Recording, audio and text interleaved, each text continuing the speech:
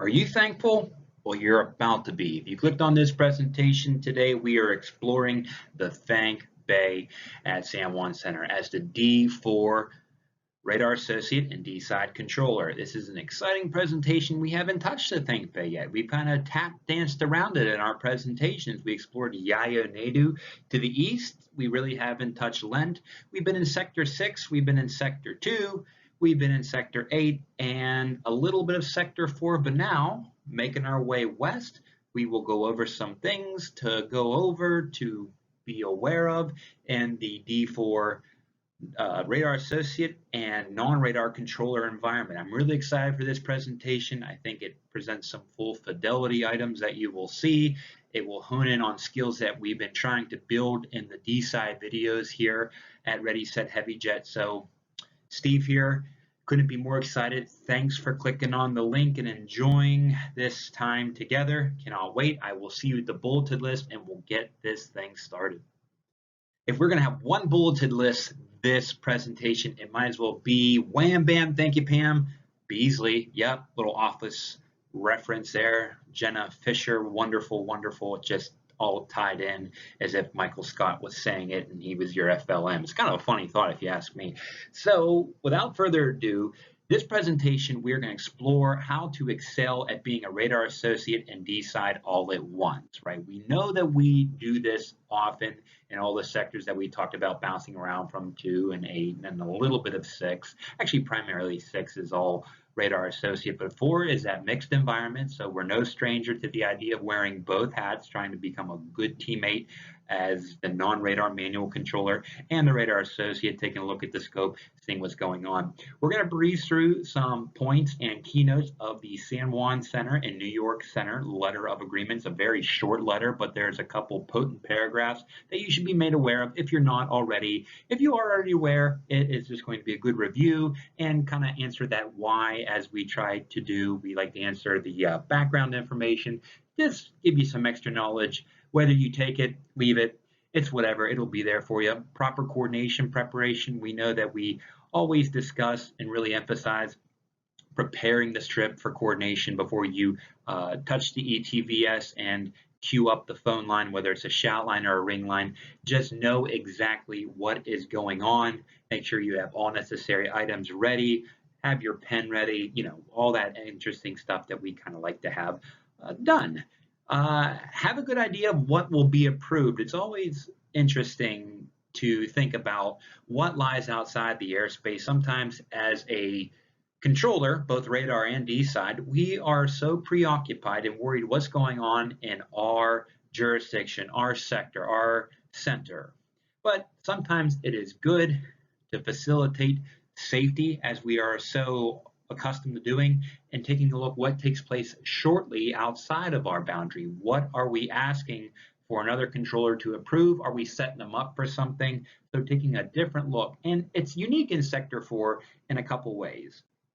Why we decided to put this point here in a D4 presentation as opposed to the south sectors is because where we are sending these aircraft, we are sending them truly to non-radar airspace. We can say with peace of mind when we send an aircraft over to Piarco Center or Curacao Center that the radar, they have radar at those facilities is basically what I'm trying to say. So with peace of mind, we know that their radar sees inside our space, we see inside their space. The only thing that is not official is our coordination procedures, which are non-radar. So for that split second between the radar control saying radar service terminated, contact this center on this, and that center re-identifying the aircraft, yes, for a split second, that aircraft, even though it's being surveilled, is in non-radar status. But the aircraft that you are sending to New York Center are no longer under radar contact. There are some light surveillance sources, right? GPS being one of them, but basically it says pilot position reports entering New York Center's airspace. So it's a good idea to not try to set anything up, even though they have a computer there that probes for conflicts. We just like to be all in the know and being aware, and especially because the airspace structure of the waters airspace, it's a lot of straight airways that leave San Juan Center's airspace, slowly converge on common points up the east coast of the United States. It's a grid work of interesting airways, very efficient and known intersections. So it's easy to find those potential points of intersection. So we know not to ask for something that's going to be a conflict down the way. So to the sector we will go, right? We talked enough and it's fantastic. We'll go right to a sector scenario. We'll take a look at some visual aids and we'll jump right into a traffic situation. So ready, set, jets, go. I will see you at the next slide, all right? One of the more interesting things to note here is, as with Sector 6, Sector 4, we make really good use out of our SIDS here. So very seldom will you ever see any Vermo 5 departures anymore. It is a Navade-based SID, and it also is based upon our route structure, the RTE structure. So kind of like our Victor Airways, the RTE route structure goes north, and that's what it's primarily built up on. But this RNAV procedure, the GLADA 3 presently, is a very, very efficient SID. Now, it's not performance-based navigation where we have climb via the SID, mandatory speed and altitude restrictions, but it is efficient with deconflicting traffic entering San Juan Center's airspace and the aircraft on the procedure obviously leaving San Juan Center's airspace. And if you take a look at here, it looks like a tree branch, looks like Mr. Twig from South Park. So here is highlighted in microEARTs. If you hit Alt F, it'll pull up all the RNAV SIDS that is available in San Juan. And you see how the structure blends the aircraft to the route structure. So the published transitions, we have the Maycor transition, Parcha transition, Nubis transition, and the Kika transition. And you see how the boundary fixes for Anacru, Barrow, and Kika, they tie in to the Lima Airways we just talked about. The Maycor transition joins Lima 455. We'll talk about the Lente in another video. Group joins up with Parcha for Lima 456, and Barrow goes to Nubis for your Lima 459 aircraft. And you see how it branches out, and if you look at the way it's superimposed up against the RNAV airways that are pulled out, you see that gridlock that we kind of talked about. You see how it has a little bit of separation leaving, almost like radar separation leaving, right? They are spaced out far enough. So in theory, as long as aircraft are level at the boundary, entering San Juan Center's airspace and leaving San Juan Center's airspace, traffic is very much easily facilitated, conflict-free, and no head-on climbing situations other than Kiko, of course. But that could not be helped. So let's go over some letter of agreement items here. I figured this would be a perfect opportunity for us to talk about this. Lima 458 is considered as being aligned northwest-southeast for the assignment of altitudes, flight levels. What does that mean? It means even though the airway, as you see there, it is that blue line in the middle. Let me pull out a pointer here. Right here, this airway right here is Lima 458. It goes from Armour to the Point Cheddar. And even though, as we clearly see, it is pointed to the northeast, because it goes all the way up to GCAL, up around the Bermuda area, and that's where it dies, that's where it goes, up to Taosu and onwards and upwards, we see that it is northeast, obviously, and southwest. But for the sake of coordination, we will be sure to treat this as a west airway. So basically, to make that easier, think of it this way. We give New York Center even altitudes. They give us odd altitudes on Lima 458. Very easy, simplified way to think about that. All turbojet aircraft operating at or above flight level 240 shall be assigned a Mach speed. Something for you to remember, getting back to that preparing this trip for coordination. Remember, have the Mach number, whether you're doing it as both the D and the A side, or if you have an A side, make sure that that information is put in the system prior to coordination. It's a little caveat of the LOA that, hey, it's in the LOA, so it's important. Have the strip, your strip, ready for coordination. Mach speed shall be entered into a database before coordination is initiated. And last but not least, automated transfer of data between facilities constitutes coordination of flight plan information with the exception, okay? Everything is transferred. The flight plan is transferred, call sign, beacon code, the route of flight, other than the time, which we do manually, because usually we solicit the estimate from the pilot or the aircrew. Altitude, yet again, we solicit, say, Kika estimate plan Mach number, which is the last one, and Mach speed, and requested altitude. So we get the time from the pilot, altitude, and the Mach number from the pilot, and we write it down, and that is what we coordinate. Now, we always check it before leaving, but those are the items that are required for coordination. Everything else, New York Center gets the full flight plan and everything like that. So our systems talk to each other, and they even get whatever's entered on the strip, but those are the items that we have to coordinate. So it's a quick coordination, a lot quicker than the myriad of 20 questions games that we have down in D2 and D8. So usually you are on and off the line with New York Center. Very efficient kind of coordination. You're going to like it a lot. So let's go to a sector. Now knowing what we know and having these things under consideration, let's attack a sector. So without further ado, I will see you at the Thank Bay. So look at us, sitting down at a sector, plugged in, ready to tackle this D4 scenario. As you see in the top right-hand corner, we kept the Galata 3 up. It has a good pictorial representation of what is going on. It's a good idea to just take a look at that. We will refer to it and just use some position verification, projection, so we can kind of talk our way into this separation. It will be very interesting. A nice little visual aid there. It does not have the Lima Airways, so just forgive me for that, but it does have the Galata 3 and the branches, and we can visualize the Lima Airways as they make their way through the fixes. So we sit down at the sector, and we are ready to go. And as soon as we sit down after taking a briefing, we are met with, boom, initially a San Juan departure. So with fundamentals in mind, right, let's go over some fundamentals of D4. As soon as you take the strip from whoever gave it to you or posted it in the non-active bay, you take it over and put it in time sequence. Perfect. It is in time sequence. Now, let's do a traffic search through the entire bay and talk our way out of this. Test 1, 2, 3, 138 on the croup transition of the Galata 3, and immediately we are met with a hand seats thank, and then southeastbound aircraft 34, inappropriate altitude for direction of flight proposing. No problem. We see that their thank and VORC times are the same. So thank and VORC are very close to each other. In terms of non-radar separation, they are not non-radar laterally separated.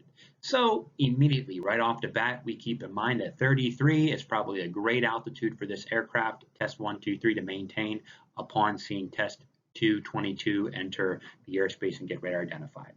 So that's all well and good, temporarily altitude in terms of, but we want to see what is the availability of 380 for test 1, 2, 3.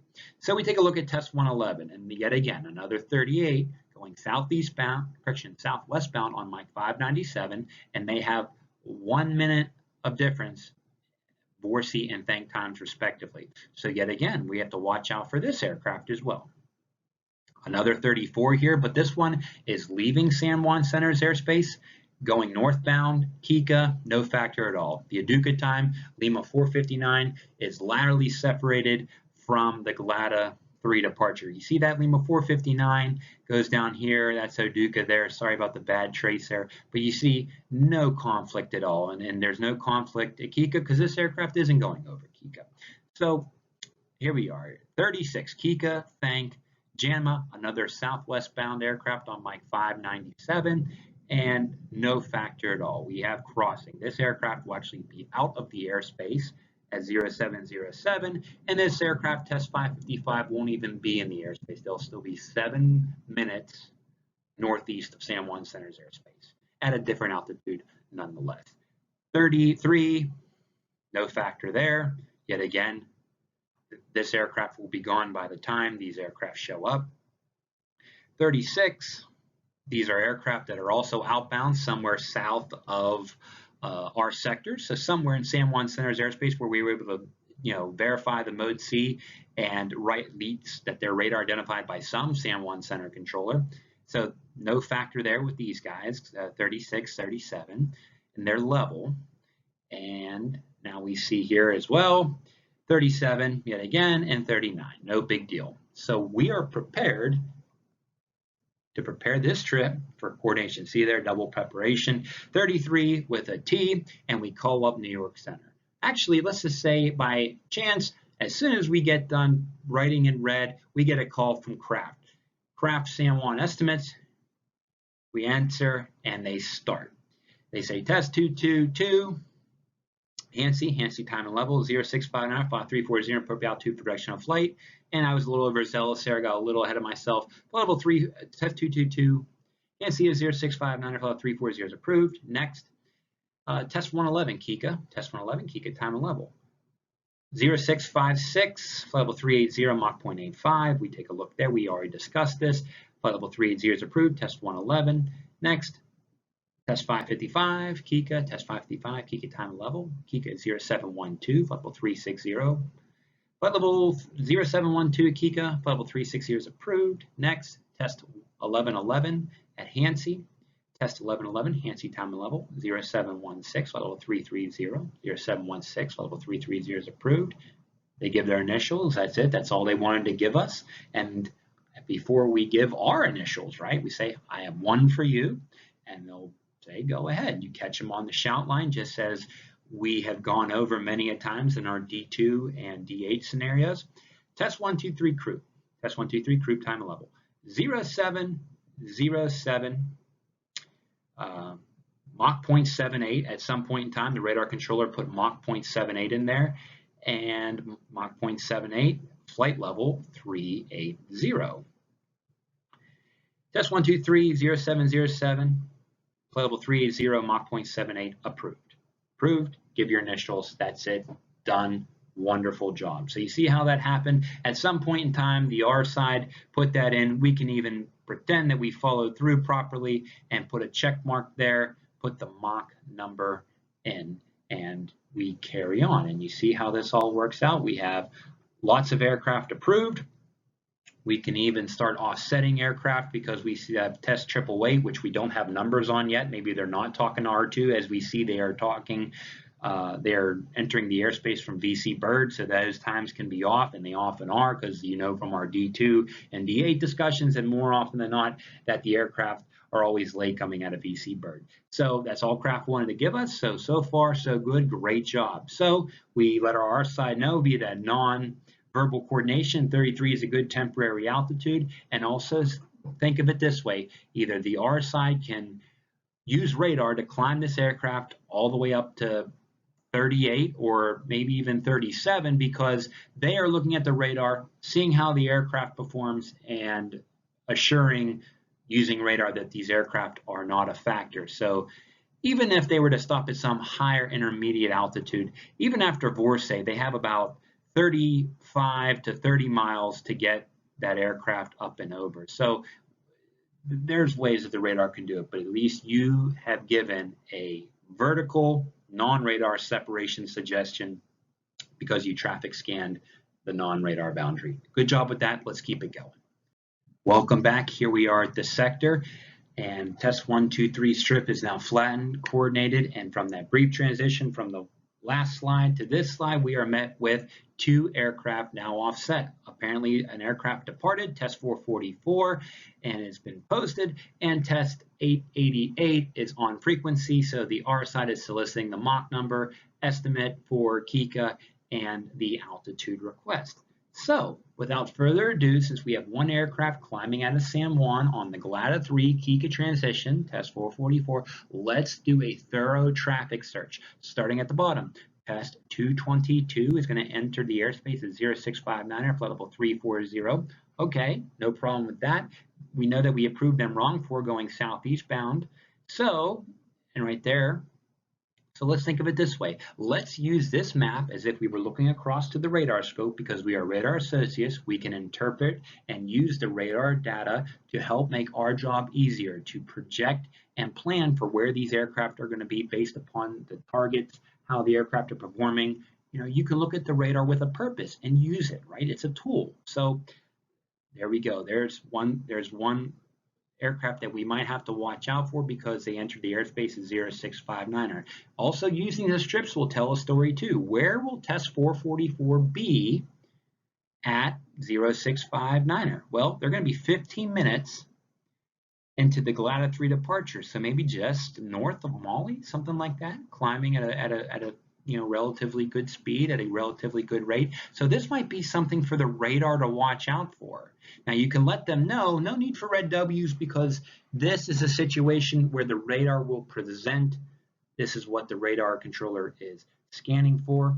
You can let the radar controller know, and maybe they will descend, test 222, since they're landing VC bird, to an altitude that is correct for direction of flight. That's probably the easy situation here, the easy fix.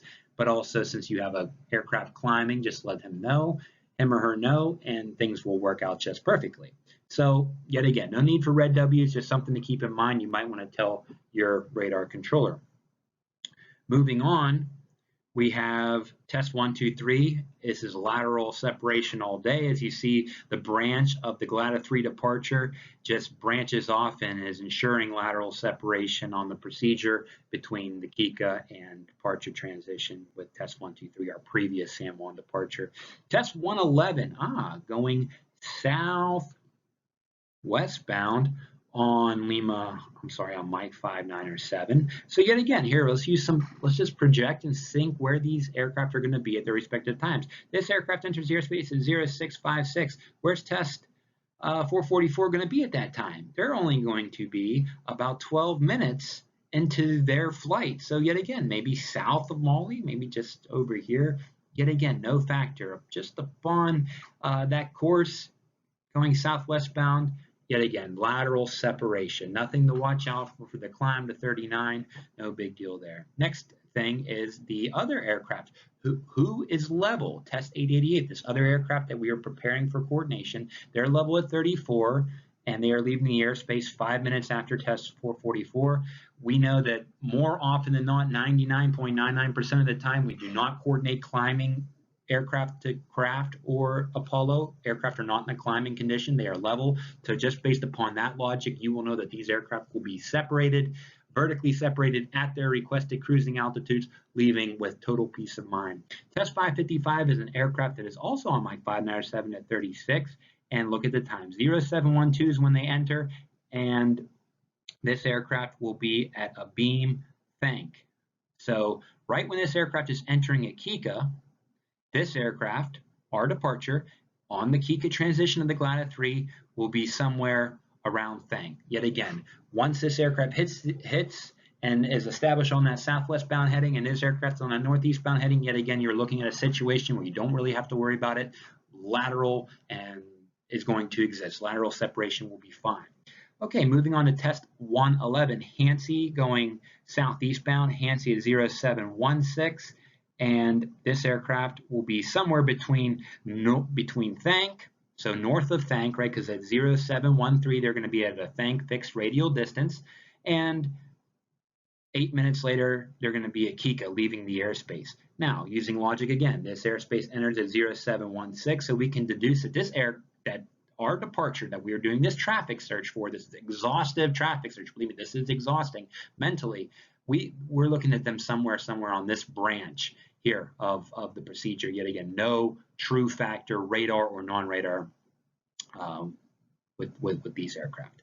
Test 1313 is another departure aircraft on Lima 456, so we will be coordinating them shortly when we get the numbers. Test 1515, yet again, an aircraft, both of which are in level flight. We're not really worried about these aircraft converging or whatnot. Things are just going perfectly okay. Test 1414, another 37 entering the airspace. More on that later, but they are level, and Cheddar is nowhere near the transition we are looking for. And just using the times here with these next couple aircraft, this aircraft will be gone by the time they get anywhere close, whether they're being blended in the radar stream or whatnot. But these aircraft, since they're simultaneously leaving SAM-1 Center's airspace, it's more of a radar thing for them to use radar to separate and ensure positive separation leaving, right? Complying with the restrictions that you coordinated as per the SOP. And that brings us to last but certainly not least, this is a proving point. Look at this. Test 999 is going southbound or southeastbound on Lima 459. And would you look at that at 39? They do not enter the airspace until 0732. And our guy is leaving at 0721. Boom. This would be something that you would not try to sell New York Center. You are having an aircraft that is going on Mach 5, 9, or 7, non-radar, so leaving the airspace, and somewhere on Lima 459 is this test 999. So as we know, this is non-radar airspace. It is not up to us to determine whether they have non-radar crossing in that area, right? Depending upon the rules that New York Center is allowed to use. Now, New York Center has robust and awesome rules to their advantage. They have a lot of rights and privileges afforded to them by the ATOP system, but this may not be a situation where you want to sell this to New York Center. So at that point, I would suggest, look at that. They said Mach 0.81. Even though they're requesting 39, I would suggest writing 37 in red because that is probably what New York Center is only going to be able to approve. And with that being said, you put the Mach number in as you should, and we move on to the next aircraft, test 888. Okay, quick traffic search. 34 at Hansi and Aduca. And these aircraft are no factor at all.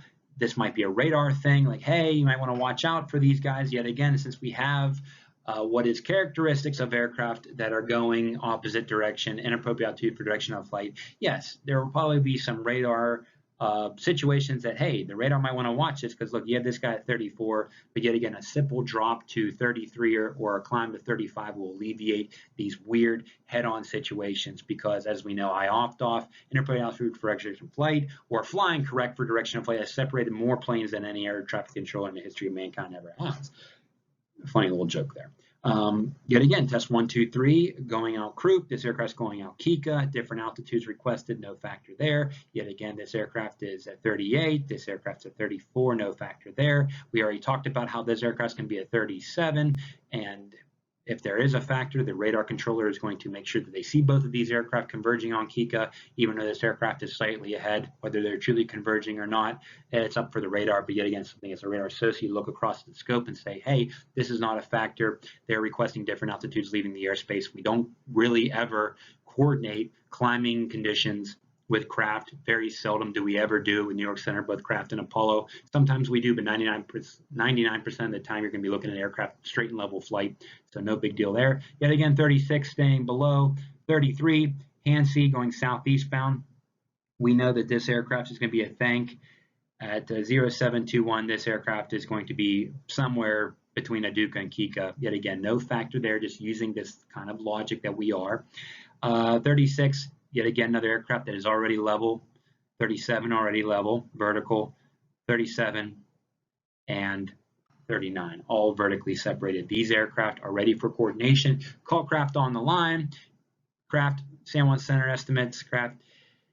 And sorry about that. Here, let's just say in the meantime, we were able to get the Mach number, requested level, all that good stuff as the R side should have, right? So it's a craft, everything's entered in, and starting off test 444, Kika 0721, flight level 370, Mach 0.81, and hey, flight level 370 is approved, excellent.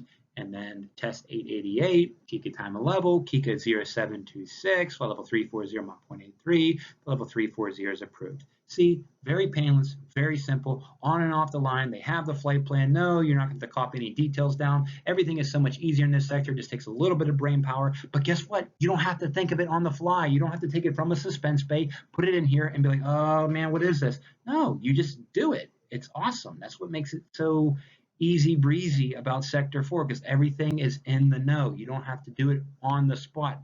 You know well in advance. These tickets print out 45 minutes in advance, and aircraft departing San Juan or anywhere in our airspace have a good 15 to 20 minutes of flying time for you to figure it out before you have to get on the line and coordinate. So this sector is nice. You are dealing with vast distances, and vast distances with proper notice equals more time to think and solve traffic conflicts. So good job. Well, I'll see you at the next slide. We're going to flatten these strips, and we're going to get to the other side of the bay, do some coordinating, have some fun. I'm having a blast. I hope you are too. Stay positive. Hitting the ground running yet again, and we have our two other tickets prepared for coordination. As you see, sometime between when we transition from last slide to this, the R side got these aircraft on frequency and got the numbers, got the information, and we are also met with, boom, another San Juan departure. Exciting stuff here. We're adding some complexity to the situation. So let's deal with what aircraft will cause us the most heartburn as we notice departures, because they are starting from a 0 level all the way up to their flight level, and we are looking who can get tangled up. They only want 34, so no big deal. Let's keep this going here. So at 0655, as this aircraft departed, this aircraft at 34 is going to be well south eastbound, laterally separated. Chances are even radar identified. They're like 4 minutes away. So let's just use that for peace of mind, right? In a few minutes, by the time we're done with this aircraft will probably be radar identified by the time you go through the whole traffic bay. Test 1, 2, 3, yet again, aircraft that they are falling behind, no factor there, leaving the airspace at 38. This aircraft, yet again, at 38. They don't want any higher than that. This aircraft at 37, vertical, another 34, but 34 at 0726 and 0727. Here is something that we talked about before. This is crucial. Remember how we talked about being aware of how the grid of water's airspace, our Lima airways, mostly beginning with a 5, leave our airspace and get tangled up? Well, look at this. If you look at the transition of Glada 3, the Nubis transition, you see that they leave over Barrow and they join Lima 459 at Nubis. And what do you know? They are leaving or slated to leave at 0727 at flight level 340. And this aircraft, our VC Bird departure, this heavy MD-11, also on Lima 459, already established, is leaving Kika at 0726. Guess what? They are going to get tangled up at Nubis. So now you know you can help New York Center out big time and make you look a lot smarter and look really good, right? All polished and educated and all knowledgeable, because you know that these aircraft are going to converge at Nubis. If you wanted to prove it, you can probably strip request it, the Nubis time via Nubis strip for both these aircraft, and prove it to yourself. So guess what? This aircraft is not going to get 34 because they are going to be cruising at the same, they're going to be superimposed all the way along Lima 459. So good catch. Okay, so let's go with that. Yet again, 36 above, 33 at Hansi at 0716. Yet again, this is something where you would only want to maybe climb this aircraft to 32 until seeing this aircraft. Their Vorsi and Fang times are just about the same. If you leave them on the procedure and leave this aircraft at Fang, they would have crossing. Chances are radar crossing, so maybe 32 is the safest for now. But guess what? 32 is probably going to be this aircraft's final altitude unless they want higher. But I digress. 33, 36 leaving the airspace over Hansi. Barrow and Hansi are laterally separated, or New York will at least take it. I've seen them do that. That's perfectly acceptable. 37 leaving the airspace, 36, 39 yet again. So let's take a look. Going with these two aircraft. 36. This aircraft is 34, 38, 38, 37, 34, 36. 36 at Kika. And they are going to be well within radar contact and identified by the time this aircraft is even a factor. 37, 37, 39, and I'm sorry, I didn't mean to skip the 34 and 33. Cool. Now, here's what we have to think about critically as we oh so wonderfully kind of just glanced over. We stop ourselves. I did that on purpose, thinking like, hey, don't get lazy on me. Look at the think time, 0722. Look at the think time, 0721. You are going to want to let the R side know about this. This is something where, hey, this aircraft can probably stay at 36 and it's going to be fine. And this aircraft, yeah, they can be approved and be at 36 for as long as they want. But guess what, R side? You're not going to have non-radar crossing at Fank, but guess what? The radar might show a different picture. Nothing a vector can't solve, right? Vector for spacing. Maybe they climb the aircraft temporarily, but this is something you would want them to know. So we're going to follow up with red W's here as soon as we're done talking through this. And yet again, we reached the end for the traffic search for this one. So 37, 34, 38, 38, 37, Okay, but these are still different fixes and they're requesting 37. And take a look at the airway here. The death is in the details. Something's brewing up here. 34, 36, 34, 33, 36, 37. Oh, look at this. Cheddar 0731, they're going to leave, and this aircraft, for all intents and purposes, is complying with the New York Center letter of agreement. They give us odds, we give them evens. So guess what? This aircraft is not going to get 37. We need to fix them not only for traffic, because we don't want to have a metal shower in the North Atlantic, but we also want to comply with the letter of agreement, which is deconflicting this for us and helping us out. So keep that in mind. And yet again, Test 999 is in traffic with any of these aircraft. So with that being said, let's put the mocks in as we should. Tell our A side to do that. We pre-planned 32 for test 777, and we put up the red W's between test 555 and test 1313. Hey, our side, guess what? You have 1 minute of crossing in a thank area with 2 overflights. I'm sure you can maintain, use radar separation, use something, and they'll probably say, hey, I'll deal with it. Good. And then your job is done. You were a fantastic radar associate in that respect. And now there you go. Type up some alternates, right? Have a low option, have a high option for these aircraft, right? Nothing wrong with that. Nobody's going to bother that aircraft at flight level 380. So all is calm, all is bright. You have your mocks, you have your, they're entered into the database, and you have your alternate instructions. Get on the line with Craft San Juan, test 777. Epro time and level 0727, Mach flight level 320, Mach 0.78. They're going to say all that is approved. Test 777. Next, test 1313, Hansi time and level 0727, flight level 360, Mach 0.82. Flight level 360 is approved. And test 1515, Cheddar time and level 0731. Mach 0.88, flight level 380, and flight level 380 is approved. Wonderful job. And guess what? They're going to hold the line because we're almost done here. You've been doing a great job. I had 2 for you. And who do you have? Test 1414 Cheddar 0735, level 370, flight level 370 is approved because it's just like we talked about. We did a traffic search. We basically just renegotiated and totally exhaustively talked about the traffic situation we have currently here at D4. You did a great job with that. And test 999, Kika at 07325390, flight level 390 is approved. Wonderful job. You're doing fantastic. Look at us. We just totally talked our way through this traffic situation, understanding the common pitfalls and conflicts that happen using both the radar, this little map we have here, and if we had real targets, you'd be able to see the performance and see what they're doing, and strip times. We are utilizing every tool available to us. Though we don't have a clock here, you'd be using the clock, use the strips.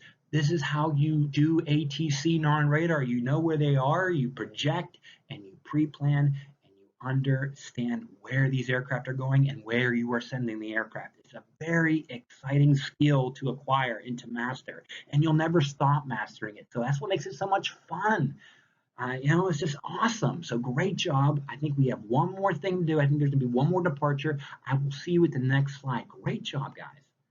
Here we are. Things are all awesome and wonderful. You see how we fix some of the strips here. People are starting to level off, conform to their altitudes. We could even pretend that the R side is following our restrictions immediately and climbing aircraft, doing all the wonderful things. Aircraft are starting to level off. It is wonderful. Just really things come together and you see and you feel good because these are the things that you scanned for, you probed for, you looked out, you had the back of the sector, you're carrying the weight. The radar controller is doing their thing, a very noble pursuit at that, but you are guaranteeing that separation leaving your airspace. You are being an awesome teammate, the exact goal that we had in mind when we started this presentation. So great job with that. One last thing, it appears that we have one more departure, test 1010 off of Juliana. And look at that. They are radar. They are not quite within the sector yet, but looks like the R side was able to get some information. And you follow through, write down Mach 0.81, tell the A side, hey, I'm N046, Mach 0.81. Perfect, that's in the machine now. Looks like they're asking for a wrong altitude for direction of flight going up to Kennedy on Lima 459. and estimating at 0740, and now you just get on the line. Well, I'm sorry. Look at me getting ahead of myself. Let's do a quick traffic search. They are going to be climbing. Now, bear in mind that the radar controller is going to use the radar, right, hence the name, to be able to climb this aircraft expeditiously and efficiently and safely to 41 as per the requested altitude, which is fine. The only thing that you're watching for is making sure there is no aircraft entering the airspace or converging at the boundary at 41. So this should be really easy. So let's just go through it real quick. 34, 38, 37, 34, 36, 32, 33, 37, 38, 37, 41, 39. What are you looking for in specific, even though we went through that fairly fast? We are looking for any aircraft that are going to get tangled up at Aduca or near Aduca, between Aduca and Kika, perhaps transitioning on like 59 or 7 or some random route of flight that might get in this aircraft's way. And we do not have any of that truly taking place that we will not see, or it would not be abundantly clear on the radar scope right away. And this is where you will start to master your skill. You will look into the radar with a purpose, the radar scope, and see what is worth telling the radar and what is not worth telling the radar controller. And everything right now that we coordinated is leaving the airspace way before any time before test 1010 is going to reach the boundary. All of these aircraft that we are looking at are going to be gone by the time this aircraft leaves the airspace, and none of these aircraft that are entering the airspace, they're going to be on radar already. So this job is easy. So let's get on the phone. We have peace of mind asking for an inappropriate altitude for direction of flight altitude with New York, and we'll do just that. Craft San Juan estimate, craft. Test 1010 Kika time and level, 0740, flight level 410, appropriate altitude production of flight, Mach 0.81. Test 1010, 0740 Kika, 410, Mach 0.81, approved. And upon hearing approved, we circle it, we flatten it, we are done. Fantastic job, guys. Wonderful job. This is a scenario that the minute ticker is on 41 minutes. This would happen in a matter of 5 minutes, and then each departure was separated by 10-minute increments. But look how you're able to master this. Yet again, saying what I just said in the slide before, using every tool available to you to talk your way through and ensure that positive separation, even when you're unsure. All you have to do is think critically, take a look at your environment. It's dynamic, ever changing, but that's a good thing. That helps you out. That dynamic, as soon as you see the clock move and these aircraft are getting closer to being radar identified, being able to use the radar, because the radar presents so much more capability than you just separating things vertically. The clock lets you know when you can pull strips down and when they're no longer your responsibility, which is absolutely awesome. As you see, we got rid of one of the strips there, one of our Mike 597 southwestbound guys, because guess what? His ticket is in Sector 6 now. He's radar now. So fantastic, wonderful, wonderful job with that. I will see you at the next slide for the goodbye. Wonderful. A little introspection here, a little thankfulness. Look at that beautiful view. You deserve a beautiful view. You deserve a nice long walk to clear your head after learning all that stuff about the wonderful idiosyncrasies of the Thank Bay. It's very interesting. The Thank Bay is interesting because it lives up to his name. The Thank Bay actually takes into account, minus Oduka, but it takes into account that just about every airway that you are going to protect for non-radar when you do your traffic search is rounding around Thank, Vorsi, Garoa. It is wonderful. It's an area where you are truly able to see the picture of how aircraft converge and subsequently diverge after a common point. It's a wonderful fix to separate for it and makes the job so much easier. And obviously having Oduka there makes it a lot easier, knowing that how far away Oduka is from Thank and how far away Hansi is from Kika, when they're a factor and when they're not. So great job with that. We really tipped the iceberg into a situation that you will see happen a lot. It's a common occurrence to have 9, 10, 11 aircraft all being coordinated at once, and a mixture of aircraft both leaving and entering the airspace, which is very real. So be thankful for a view, what a place to work and to enjoy. It is the wonder of San Juan. It's the wonder of San Juan Center. I am so freaking proud of you guys for sticking with me through this presentation. I know it was a little long, but the fundamentals are there, and I have no doubt you will be able to take this baton, run with it, and apply it to your training. Steve here, wishing you nothing but the best and ever thankful for you for spending time. See, thank, capital THANK. Thankful for spending time with me today. May your positive separation be just like that positive altitude. And just take care, and I'll see you at the next presentation.